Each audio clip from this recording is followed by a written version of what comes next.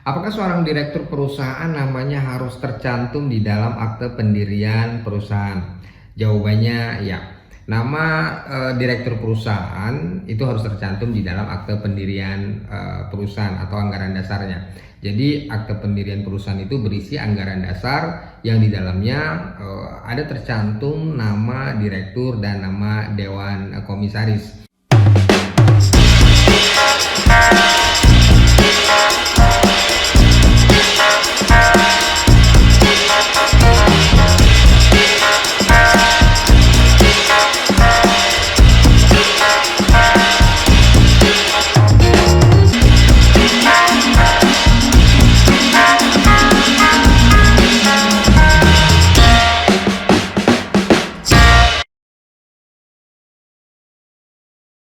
Nah, kenapa ini penting? Karena di dalam prakteknya yang menjadi pelaksana perusahaan dan penanggung jawab perusahaan itu adalah direkturnya.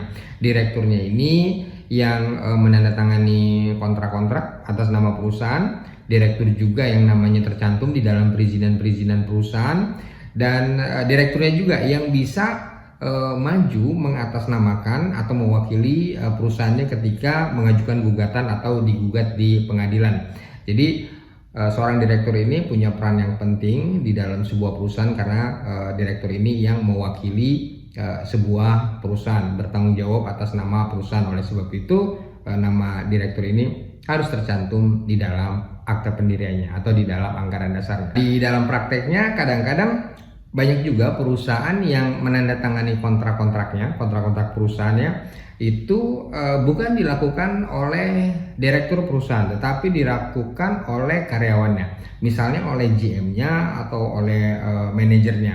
Pertanyaannya, apakah ini bisa dilakukan?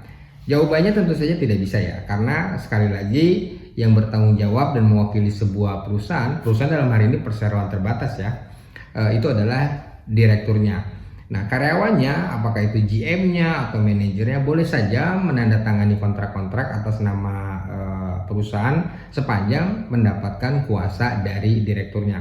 Tapi kalau nggak ada kuasa, ya kembali lagi kepada prinsip di mana yang bertanggung jawab adalah direktur, dan karenanya yang berhak untuk menandatangani kontrak-kontrak termasuk dokumen-dokumen lainnya atas nama perusahaan adalah direkturnya.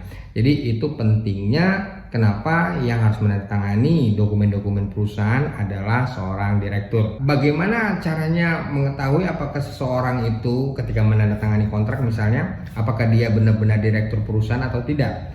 Cara paling gampangnya ya cek aja anggaran dasarnya atau akte pendiriannya. Apakah nama orang yang menandatangani kontrak itu atau dokumen-dokumen itu tercantum atau tidak di dalam akte pendirian, di dalam anggaran dasarnya. Kalau tercantum ya berarti dia benaran direktur, tapi kalau namanya tidak tercantum ya berarti dia bukan direkturnya, dan kalau dia bukan direkturnya maka kalau untuk menandatangani dokumen tersebut orang ini harus mendapatkan kuasa dari direkturnya secara khusus ya, untuk dan atas nama direktur itu menandatangani dokumen-dokumen perusahaan. Biasanya kalau akan menandatangani sebuah kontrak, dokumen-dokumen pendukung yang perlu kita siapkan salah satunya adalah dokumen akte pendirian dari si lawan kontrak kita. Apakah orang yang akan tanda tangan ini namanya tercantum atau tidak di dalam anggaran dasarnya, di dalam akte pendiriannya. Kadang-kadang di dalam praktik juga ada ya seorang direktur, jabatannya secara resmi memang direktur, tapi namanya tidak tercantum di dalam akta pendirian, di dalam anggaran dasarnya. Nah, ini adalah suatu hal yang biasa di perusahaan, di mana ada orang yang jabatannya direktur, jabatan tinggi, tapi namanya tidak tercantum di akta pendirian, di anggaran dasarnya. Ini biasanya karena orang tersebut dianggap punya kelebihan ya, punya keterampilan yang cukup baik untuk memimpin atau punya leadership yang bagus, sehingga dipercaya untuk memegang jabatan tinggi setara direktur di sebuah perusahaan. Tetapi karena pertimbangan-pertimbangan tertentu, mungkin pemegang sahamnya tidak ingin mencantumkan namanya di dalam akte pendirian. Nah, direktur seperti ini, direktur yang jabatan resminya adalah direktur tapi tidak tercantum di dalam akte pendirian, sering disebut sebagai direktur karir.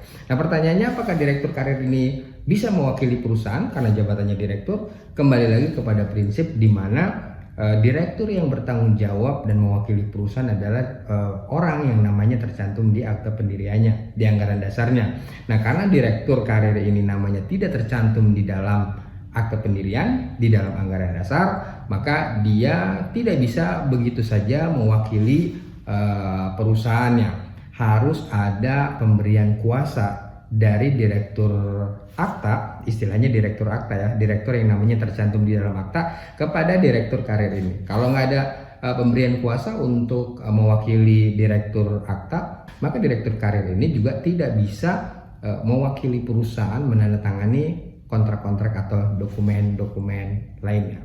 So, jawaban di awal tadi cukup jelas ya, saya rasa, dimana untuk memastikan apakah seseorang itu direktur atau bukan, maka kita bisa ngecek akta pendiriannya, anggaran dasarnya. Kalau namanya tercantum berarti dia beneran direktur dan bisa menandatangani kontrak atau dokumen perusahaan. Tapi kalau bukan, bisa saja menandatangani tapi harus ada surat kuasa dari direktur akta.